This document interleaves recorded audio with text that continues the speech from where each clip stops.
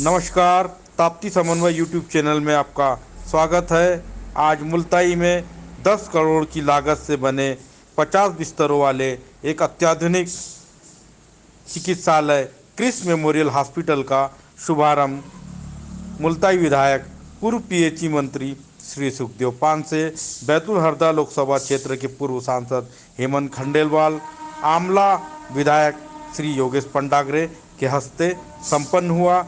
इस अवसर पर विशेष रूप से मुल्ताई के पूर्व विधायक डॉक्टर बोड़के, अशोक कड़वे एवं चंद्रशेखर देशमुख जी विशेष रूप से उपस्थित थे।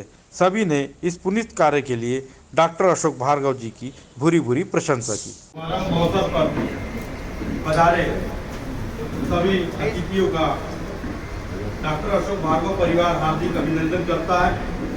इस अस्पताल के निर्माण में बहुत ही सक्रिय भूमिका निभाने वाले डॉक्टर अंकुश भार्गव, जिससे कि मुल्ताई वासियों की पूरी टिकी हुई है, मैं उन्हें आमंत्रित करता हूं कि वह यहाँ पधारे और अपना प्रतिवेदन वाचन करें। नमस्कार, गुड आफ्टरनून एवरीवन। ये उद्बोधन मेरे पिता डॉक्टर अशोक भार्गव जी को देना था, लेकिन कोरोना और उसके उपरांत ब्लैक फंगस होने की वजह से वो बोलने में उन्हें थोड़ी कठिनाई हो रही है, इसलिए ये उद्बोधन मैं कर रहा हूँ। आवाज़ मेरी है, शब्द उनके हैं।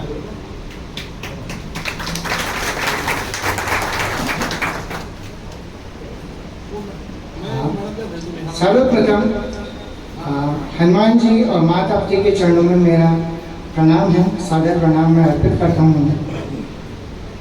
यहाँ उपस्थित गणमान्य नागरिक, माननीय सुखदेव पांसे जी, माननीय हेमंत खंडेलवाल जी, माननीय डॉक्टर योगेश पंडाग्रे जी, डॉक्टर कड़वे और डॉक्टर पी.आर. बोड़के तथा अन्य उपस्थित पत्रकारगण, नेतागण, मेरे मित्र, सभी का मैं स्वागत करता हूँ।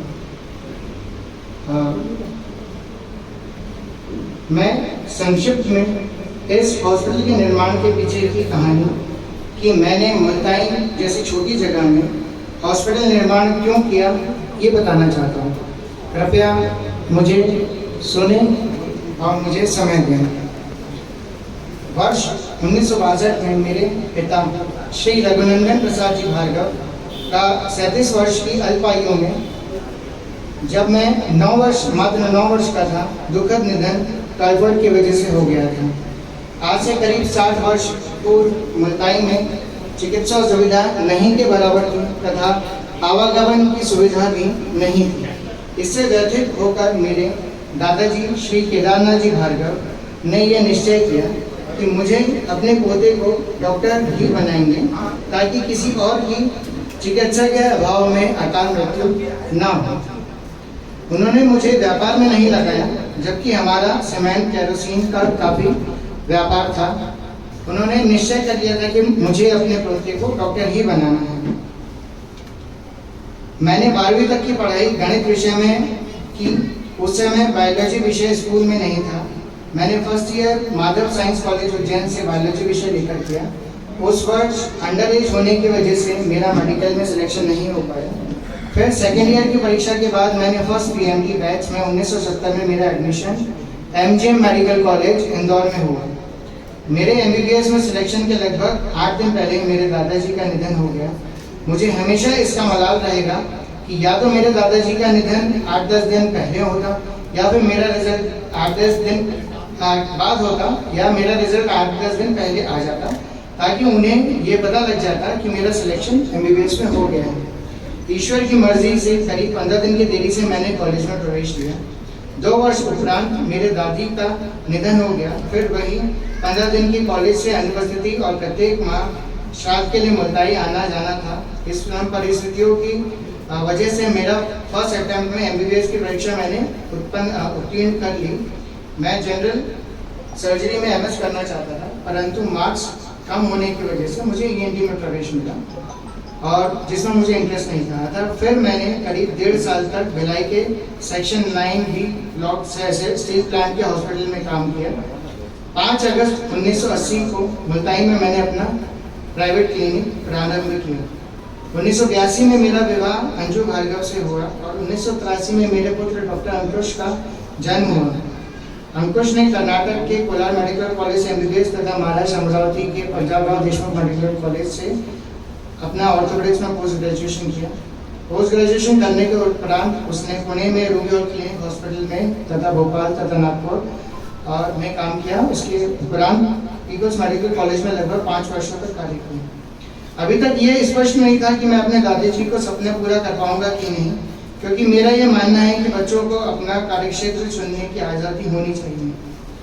मुझे भोपाल में काम करते हुए अंकुश ने मुझसे कहा कि वो मुल्ताई में प्रैक्टिस करना चाहता है तथा जहाँ का वो है वहाँ के लोगों की सेवा करना चाहता है। ये सुनते ही मेरा मन प्रफुल्लित हो गया। मुझे प्रतीत होने लगा कि अंत में मैं अपना दादाजी का सपना पूरा कर सकूंगा। फरवरी 2018 में मैंने भूमि पूजन किया और लगभग 3.5 वर्षों की अथक मेहनत के बाद ये हॉस्पिटल आपकी सेवा में प्रस्तुत है। इस अवसर पर मैं आपको यह बताना चाहता हूँ कि लंबे समय से मुल्ताई में आधुनिक चिकित्सालय की कमी रही है। कमी के कारण मुल्ताई के कई बाशिंदे असमय हमारे बीच से चले गए। नगर में प्रमुख समाज सेवी के रूप में गिने जाने वाले डॉक्टर अशोक भार्गव जी हमेशा गरीबों, पीड़ितों और पिछड़ों की मदद के लिए हमेशा आगे आते रहे हैं। पूर्व वर्षों में चिकनगुनिया, डेंगू और विश्व वैश्विक महामारी कोविड-19 में डॉक्टर अशोक भार्गव जी ने 24 घंटे आम जनता की सेवा की है। आए दिन मरीजों की सेवा करना और अपने कर्तव्य को पूरा करते हुए डॉक्टर अशोक भार्गव जी भी स्वयं कोरोना संक्रमित हुए और उसके बाद ब्लैक फंगस के शिकार भी हुए। लेकिन आपके इरादे में कभी गिरावट नहीं आई और आपकी दृढ़ इच्छा शक्ति और दृढ़ आत्मसंकल्प ही था कि बीमार होने के बावजूद भी इस अस्पताल का निर्माण लगातार चलते रहा। हॉस्पिटल का निर्माण कार्य आपने प्रारंभ रखा और लगभग 10 करोड़ रुपए की लागत से 50 बिस्तरों वाला यह आधुनिक चिकित्सालय आज मुल्ताई वासियों की सेवा के लिए आज आम जनता को उपलब्ध होने जा रहा है। हमारे मुख्य अतिथि सुखदेव पांसे, माननीय श्री हेमंत खंडेलवाल एवं योगेश पंडागरे, डॉक्टर बोड़के जी एवं अशोक कड़वे जी के हस्ते एवं आप सभी लोगों की सम्माननीय उपस्थिति में सभी यह जानते हैं, आप सभी के नॉलेज में बात होना चाहिए कि डॉक्टर अशोक भार्गव जी ने आज जो 10 करोड़ रुपए की राशि इस अस्पताल के निर्माण में लगाई है, यदि वो 10 करोड़ रुपए की राशि किसी अन्य बड़े शहर में लगाते और अस्पताल बनाते तो शायद इससे 4 गुना ज्यादा वो पैसा कमा सकते थे। लेकिन अपनी मातृभूमि के प्रति प्रेम और अपनों को सहजने, संवारने और सुरक्षित रखने का जो संकल्प आपके मन में था, आपके रक्त में था, उसको आपने आगे बढ़ाया और मुल्ताई नगर को एक ऐसी सौगात दी, मुल्ताई नगर को आपने और आपके परिवार ने एक ऐसी सौगात दी कि जिसके लिए मुल्ताई का हर बासिंदा, यहाँ का हर बच्चा जन्म तक ऋणी रहेगा, क्योंकि हमारे बीच के कई लोग चिकित्सक सुविधा के अभाव में हमारे बीच से असमय जा चुके हैं। समाज सेवा से डॉक्टर अशोक भार्गव जी का लंबा रिश्ता रहा है। मैं माननीय सुखदेव पांसे जी, माननीय हेमंत खंडेलवाल जी और डॉक्टर पंडागरे जी का ध्यान आकर्षित कराना चाहता हूँ कि डॉक्टर अशोक भार्गव जी की लोकप्रियता का आप अंदाजा इस बात से लगा सकते हैं कि जब ग्रामीण विद्युत सहकारी समिति का अस्तित्व था और उसके अंतर्गत 3 विधानसभा आते थे मुल्ताई ग्रामीण विद्युत सहकारी समिति के अंतर्गत, आमला विधानसभा क्षेत्र, मुल्ताई विधानसभा क्षेत्र और मासोद विधानसभा क्षेत्र, और इन तीनों विधानसभा को मिलाकर जो निर्वाचित चुनाव होते थे उसमें डॉक्टर अशोक भार्गव जी निर्वाचित अध्यक्ष रहे और लंबे समय तक इन्होंने आम जनता की सेवा की है। और मैंने मेरे 25 साल के पत्रकारिता के जीवन में मुल्ताई नगर में ऐसा कभी नहीं देखा कि नगर का कोई शख्स बीमार हुआ हो। डॉक्टर अशोक भार्गव जी जब कोरोना पॉजिटिव हुए, ब्लैक फंगस का शिकार हुए, तो आम जनता में हर व्यक्ति ने जो आगे आकर उनके प्रति संवेदना व्यक्त की उनके लिए दुआ और प्रार्थनाओं का जो दौर हुआ वो एक ऐसी अनुभूति है कि जिससे महसूस ही किया जा सकता है कि जो आदमी आम जनता के लिए त्याग तपस्या करता है, आम जनता उसके लिए कैसे आगे आती है। और उन त्याग तपस्या, दुआ और प्रार्थनाओं का आज हम असर सामने देख रहे हैं कि डॉक्टर अशोक भार्गव हमारे बीच में स्वस्थ प्रसन्नचित मौजूद है। ईश्वर से हम कामना करते हैं कि वह लंबे समय तक हम लोगों को आपकी चिकित्सा सुविधाएं प्रदान करते रहें। ये एक बड़ी उपलब्धि है पूरे मुल्ताई वासियों के लिए, क्योंकि इतना अच्छा हॉस्पिटल तो अभी बैतूल में भी कहीं उपलब्ध नहीं है। जब डॉक्टर अंकुश मेरे पास अभी 4-5 दिन पूर्व मेरे पास आकर मुझे जब उन्होंने आमंत्रण दिया था कि वहाँ पर एक 100 बेडेड हॉस्पिटल का निर्माण इनका हो चुका है, उसका कुछ ही दिनों में शुभारंभ कर रहे हैं, मेरे मन में ये प्रश्न था।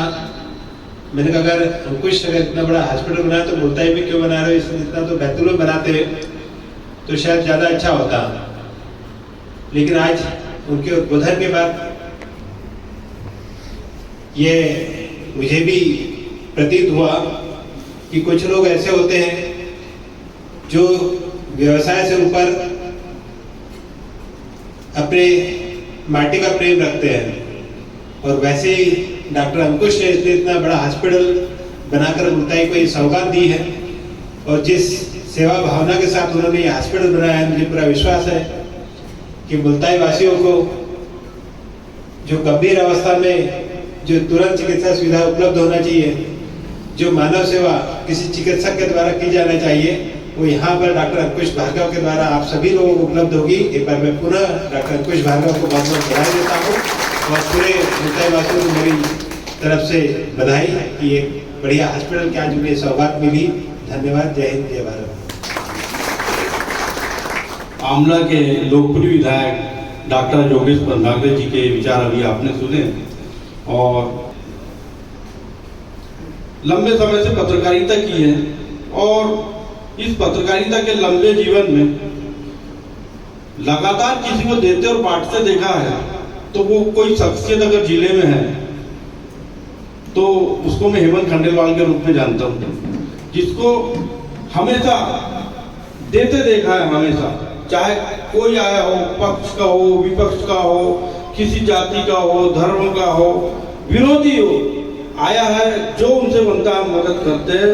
एवरग्रीन जिंदगी में जीवन जीने की कला यदि सीखना हो, आर्ट ऑफ लिविंग, तो श्री श्री रविशंकर से सीखिए, और जीवन में यदि बांटने की कला, आर्ट ऑफ गिविंग, यदि किसी से सीखना हो तो हेमंत खंडेलवाल से सीखिए। मैं ऐसे महान व्यक्तित्व और प्रतिभा को माननीय श्री हेमंत खंडेलवाल जी, पूर्व सांसद, पूर्व विधायक को यहाँ आमंत्रित कर रहा हूँ कि वह यहाँ पधारे और क्रिस मेमोरियल हॉस्पिटल और डॉक्टर अशोक भार्गव परिवार का उत्साहवर्धन करें। श्री हेमंत खंडेलवाल। आज क्रिश मेमोरियल हॉस्पिटल के शुभारंभ के अवसर पे सबसे पहले हम सबके आदरणीय अशोक भार्गव जी, आपके मुल्ताई के, आपके अपने लोकप्रिय विधायक सुखदेव पांसे जी, हमारे आमला के विधायक डॉक्टर पंडागरे जी, पूर्व विधायक चंद्रशेखर देशमुख जी, बोड़खे जी, कड़वे जी, अंकुश भार्गव जी, सभी पत्रकार बंधु और यहाँ उपस्थित मुल्ताई के गणमान्य नागरिक, जब हम सब ये अस्पताल की ओपनिंग में आए तो हर व्यक्ति का चेहरा खिला हुआ था। कभी आप किसी व्यवसायिक प्रतिष्ठान के उद्घाटन में जाते हैं, शुरुआत में जाते हैं, तो जिसका प्रतिष्ठान रहता है सिर्फ वो खुश होता है, बाकी लोग फॉर्मेलिटी अपनाते हैं। लेकिन जब हम इस सेवा के मंदिर में आए, इस अस्पताल में आए, तो भार्गव परिवार से ज्यादा खुशी किसी को हुई तो मुल्ताई वासियों को हुई। उनको सही मुकाम मिल गया, क्योंकि कोरोना में हमने देखा कि अगर सही कमी थी तो अच्छे अस्पतालों की कमी थी, अच्छे चिकित्सकों की कमी थी। मैं अशोक भार्गव जी और उनके पूरे परिवार को इस बात के लिए बधाई देना चाहूंगा कि इस समय सेवा का काम और वो भी चिकित्सा के माध्यम से करने का काम बहुत ही पुनीत काम है। और कोई भी व्यक्ति अगर इतनी राशि लगाता है, अपने क्वालिफाइड बेटे को कहीं सेटल करता है तो बंबई और दिल्ली जैसी जगह देखता है, लेकिन आपने अपनी माटी का कर चुकाया। हम सब आपके ऋणी हैं। बैतूल जिले के लिए ये सौगात है, मुल्ताई नहीं, बल्कि मैं समझता हूँ जो इंफ्रास्ट्रक्चर और जो सोच आपकी है, आने वाले समय में पूरे जिले के लोग आपके द्वारा लाभान्वित होंगे। आप सबको, आपके परिवार को उनकी दुआएं मिलेंगी। मैं उम्मीद करता हूं कि हम सब मिलके इस चिकित्सालय के सफल होने की शुभकामना देते हैं और उम्मीद करते हैं कि बीमारियों से लड़ने में ये अस्पताल सार्थक सिद्ध होगा। मैं अपनी बात समाप्त करने की इजाजत चाहूंगा। धन्यवाद। उद्बोधन की श्रृंखला को आगे बढ़ाते हुए अब मैं एक ऐसी महान शख्सियत को यहाँ आमंत्रित करने जा रहा हूँ जिसको पूरे मध्य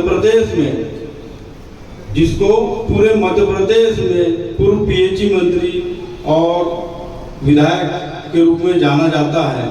लेकिन मैं आपको यह बताना चाहता हूँ कि राजनीतिक जीवन में शायद विधायक या सांसद या लोकप्रिय नेता तो बनना बहुत आसान होता है, लेकिन आप जिस क्षेत्र में राजनीति कर रहे हो उस क्षेत्र में यदि आप अपनी पहचान बेटे के रूप में, भाई के रूप में, दोस्त के रूप में और एक ऐसे व्यक्ति के रूप में बनाने में सफल हो कि जिसके पास 24 घंटे कोई भी कभी भी बेहिचक जिसके दरवाजे पे जाता है और कभी खाली हाथ नहीं लौटता। यहाँ तक कि कोरोना संक्रमण के काल में जब घर के बाहर लोग कदम भी नहीं निकाल रहे थे, उस दौर में भी हमारे भाई सुखदेव पांसे ग्राम ग्राम घूम रहे थे। जब लोग रेमडेसिविर इंजेक्शन के लिए तड़प रहे थे, माननीय सुखदेव पांसे जी ने सैकड़ों ऐसे मरीजों हैं जिनको रेमडेसिविर इंजेक्शन उपलब्ध कराया, बेड उपलब्ध कराए, ऑक्सीजन उपलब्ध कराई और दलगत राजनीति से ऊपर उठकर हमेशा हर दम हर किसी की मदद करने वाले, जिसे लोग जानते हैं सुख का दाता सबका साथी सुखदेव पांसे। आदरणीय सुखदेव पांसे जी को मैं आमंत्रित करता हूँ कि वह यहाँ पधारे और क्रिस मेमोरियल हॉस्पिटल के सहयोगियों का उत्साहवर्धन करें। माननीय पांसे जी।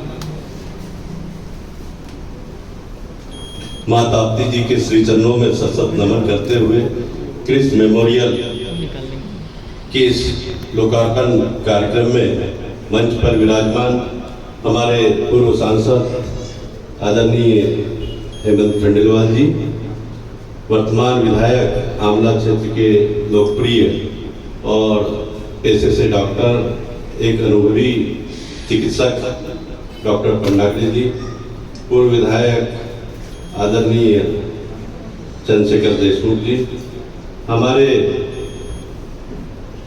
सबको मार्गदर्शन देने वाले और सही और गलत की निष्पक्ष जांच करके सच्चाई का साथ देने वाले, एक अपनी एक अमिट पहचान बनाने वाले आदरणीय इस क्रिस मेमोरियल के आदरणीय डॉक्टर अशोक भार्गव जी, हमारे पूर्व विधायक अशोक कड़वे जी, पूर्व विधायक डॉक्टर बोड़के जी, इस कार्यक्रम का संचालन कर रहे गगन भाई। मैं जब डॉक्टर भार्गव जी के बारे में, जब मैं छोटा था, मगोना से मुल्ताई आता था, तो सोचता था ये डॉक्टर भार्गव नाम बड़ा चर्चित है, बड़ा फेमस है, और वो सोचता था कि ये क्यों फेमस हुआ, किस कारण चर्चित है। उसकी तह में जाने की जिज्ञासा मेरे मन में रहती थी, क्योंकि मिनटों और घंटों में नाम चर्चित नहीं होता। उसके पीछे त्याग, तपस्या, ईमानदारी, सच्चाई बहुत लंबे समय तक जब चलती है तब कहीं जनता एक्सेप्ट करती है एक निर्विवाद नाम के रूप में। और देखता था जब हम छोटे थे तो विद्युत सहकारी समिति, जैसा कि गगन भाई ने बताया, 3 विधानसभाओं मिला के हुई थी। जब विद्युत सहकारी समिति उस समय घाटे में थी, जब डॉक्टर साहब भार्गव जी अध्यक्ष बने उसके पहले बहुत घाटे में थी, क्योंकि जो भी सरकारी समितियां होती है उसमें अध्यक्ष कोई अपने आप चपरासी लगा लेता, कोई काम करने लगा लेता, 2-4 नौकर रख लेता है और फिजूल के बहुत खर्चे रहते हैं सरकारी तंत्र में। वो घाटे में थी, लेकिन जैसे ही डॉक्टर भार्गव जी अध्यक्ष बने, क्या मालूम उसी संस्था को फायदे में कैसे ले आया, ये इनकी ईमानदारी और निर्भीकता है। मुरारी भैया गलत तो नहीं बोलो, तो उसको फायदे में ले आया। फायदे में लाने के बाद यहाँ ट्रांसफार्मर रिपेयरिंग सेंटर खुलवाया, यहाँ मीटर और अन्य उपक्रम भी यहाँ खुलवाने का काम जो किया था आदरणीय डॉक्टर भार्गव जी। और एक बार तो इतने लोकप्रिय हो गए थे कि शहर के लोगों ने और क्षेत्र के लोगों ने चुनाव में भी खड़ा कर दिया था और शहर से तो भारी वोट मिले थे। तो उस समय में मेरे ख्याल से 10,000 में तो हार जीत हो जाती थी, तो अच्छे वोट प्राप्त किए थे। तो एक जन्म से लेके यहां तक जब सफर तय होता है बहुत उतार चढ़ाव आते हैं, पहले अपमान, फिर मान, फिर सम्मान, ये सब कुछ मिलता है। लेकिन मैं फिर से दोहराना चाहता हूं कि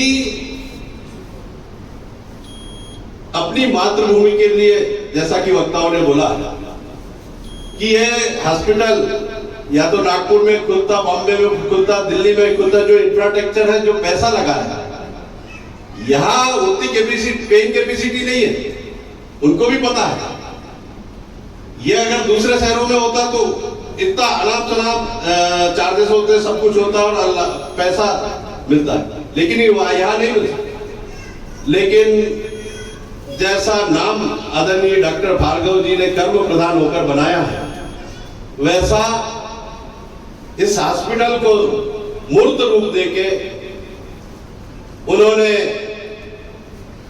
अपना नाम को सार्थक कर दिया। डॉक्टर भार्गव जी ने, ये बड़ी बात। मैं सोचता था बड़े आदमी है, पैसे वाले हैं, इतना नाम है, गरीबों में भी बात है, सब लोगों में अच्छी थी, लेकिन डॉक्टर साहब का जैसा नाम है वैसा उन्होंने हमारी क्षेत्र की जनता के लिए करके दे दिया।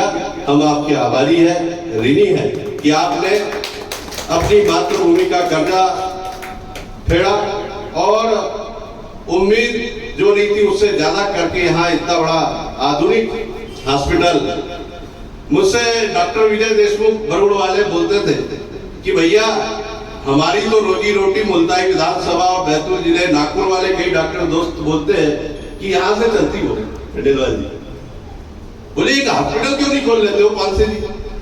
मैंने मन में सोचा, जब अंकुर बताता था, डॉक्टर साहब बोलते थे कि विजिट करने आओ, तो मैंने मन में सोचा कि जो डॉक्टर विजय देशमुख बोल रहे हैं वो सपना साकार, मेरा अपना हॉस्पिटल यहाँ खुलने जा रहा है।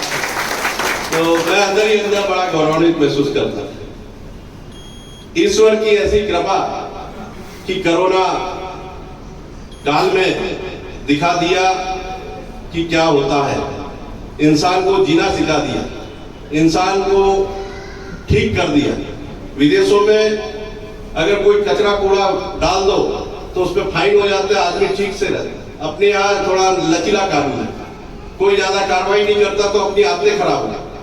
लेकिन जब कोरोना आया तो हर आदमी हाथ धोने लगा, सुबह काढ़ा पीने लगा, अपने आप को ठीक रखने लगा। तो ईश्वर ने बता दिया है कि अपने आप को संभल के रखो, और ऐसी विषम परिस्थितियों में दिखा दिया है कि हॉस्पिटल की जरूरत है।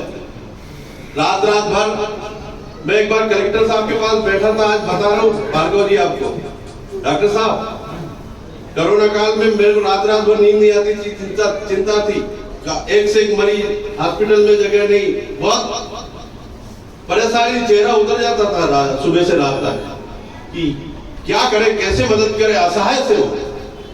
उस परिस्थितियों में कलेक्टर साहब के पास मैं बैठा, मैंने बोला साहब ये तो मरीज कहाँ कैसी की अवस्था, तो बोले आप सुझाव बता।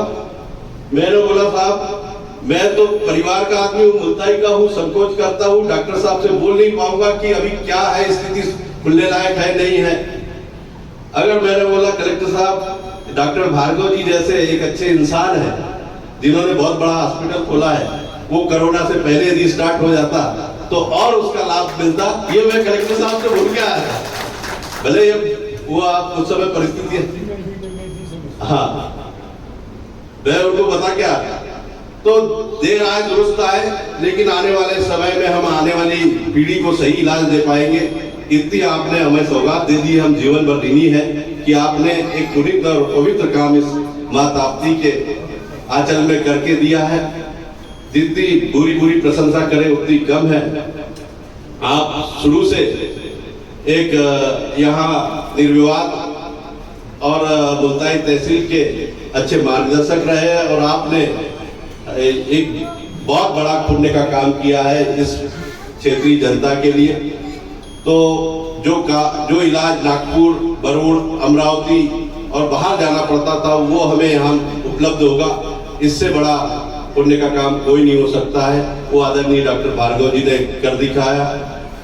बाहर से बहुत अच्छा लगता है हॉस्पिटल, लेकिन हॉस्पिटल चलाना डॉक्टर पंडाग्रे जी और डॉक्टर भार्गव जी जानते होंगे।